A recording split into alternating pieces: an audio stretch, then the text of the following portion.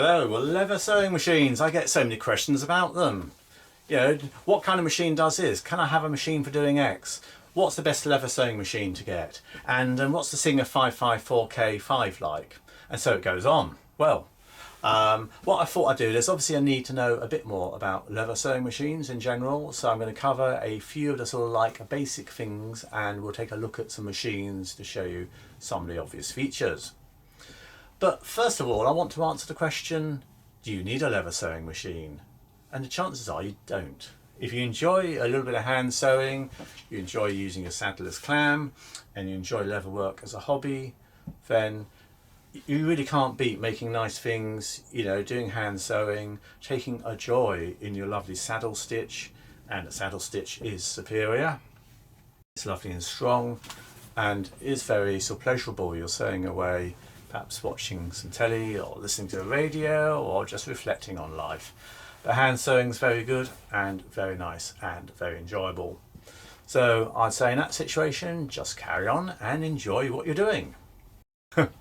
If, on the other hand, you're doing a lot of larger projects, so at the moment I've got an apron I'm making on my work table. That's a large acreage of sewing, and for that I would prefer to have a machine.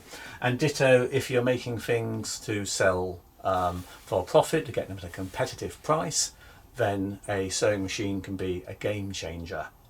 So very useful if you're into small batch production, and you can make lovely products for people, and you can make them at an attainable price point. So well worth them considering.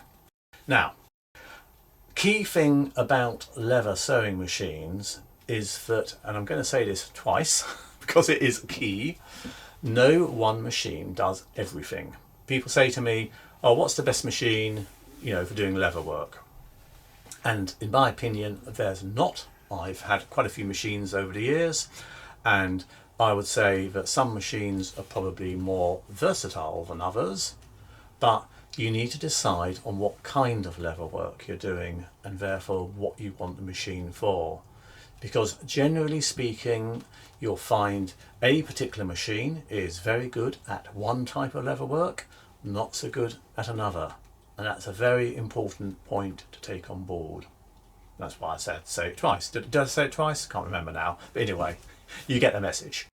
So just to very quickly illustrate that point, if you're doing a lot of work with very heavy duty harness type leather, like 8-ounce leather, you need a harness maker's machine, one which can punch through half an inch of veg tan and not flinch.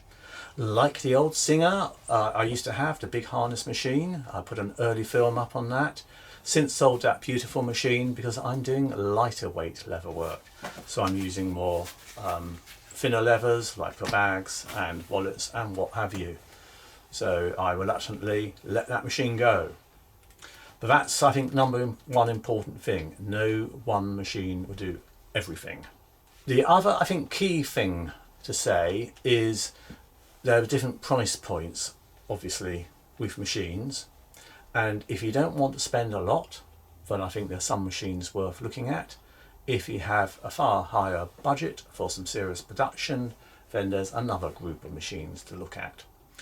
So actually, I'm going to at this point just show you a budget end of the market machine too, actually, and then I'll show you an expensive one and just talk through the differences. So here we have the Singer Patcher, and you should be able to pick one of these up fairly cheaply, although I think in recent times people have been putting the price up rather a lot on them.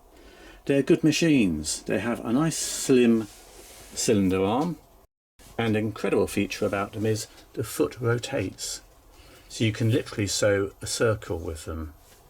They handle quite a wide range of leather, so you can do anything from sort of thickish veg tan down to thin leather.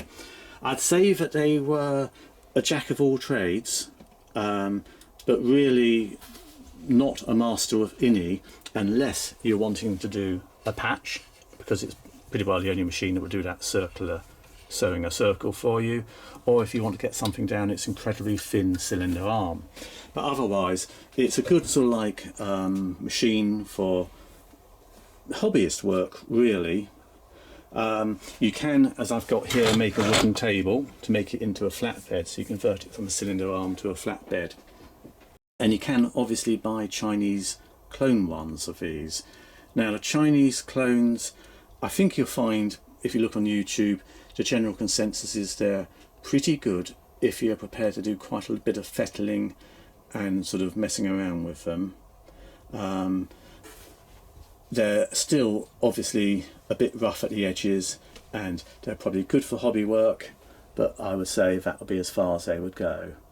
So that's the Patcher type machine, one of the sort of entry machines. I'll show you another entry machine that's quite an interesting one.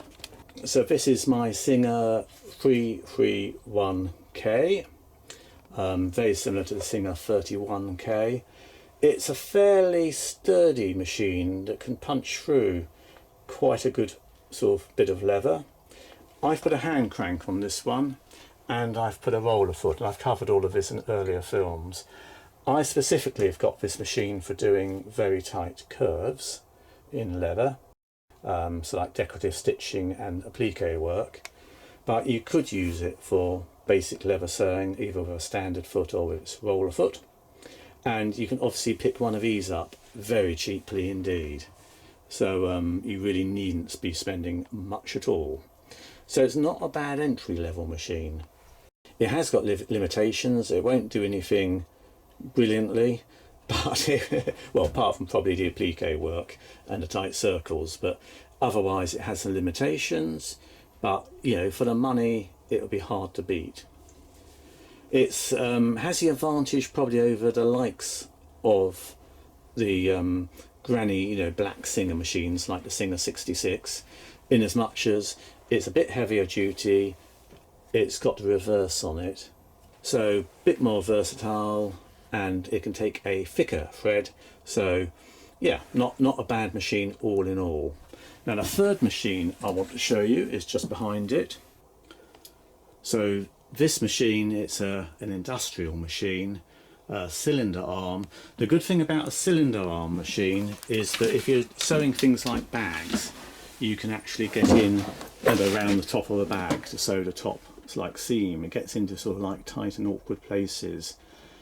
If this was my only sort of like heavyweight machine, I would probably make a wooden table a bit like on the Patcher, and then you could use it as a flatbed machine.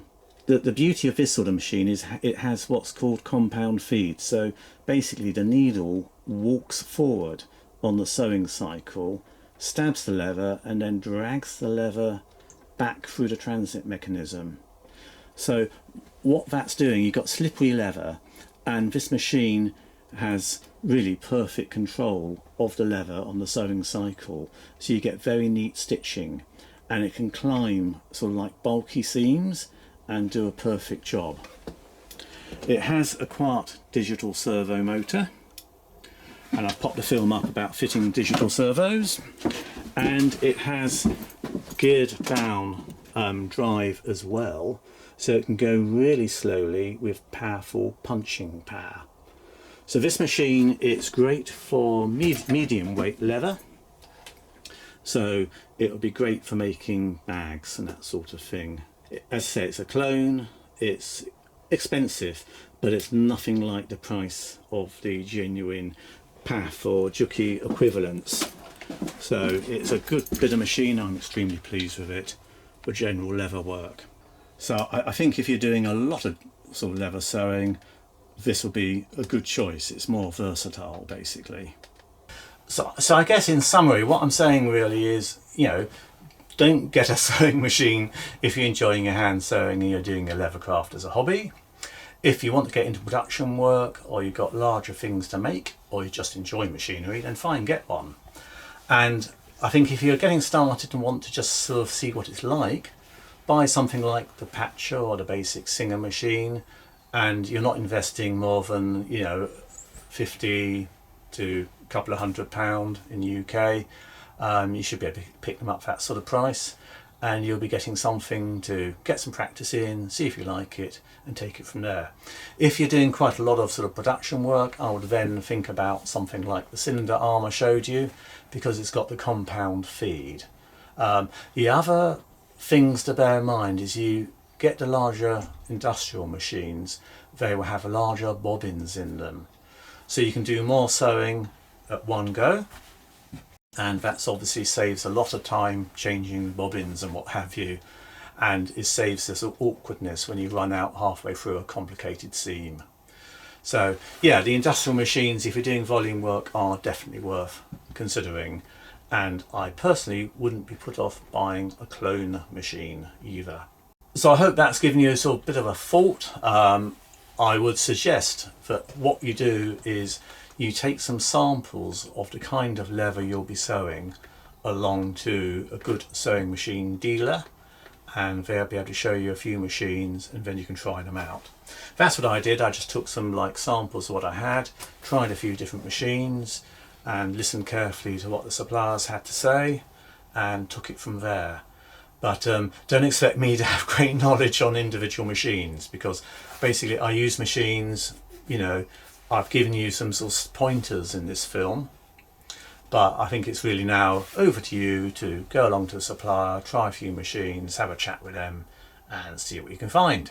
Anyway, good luck on that one, and I hope you found this one useful to give you a few pointers. Bye then, see you in the next film.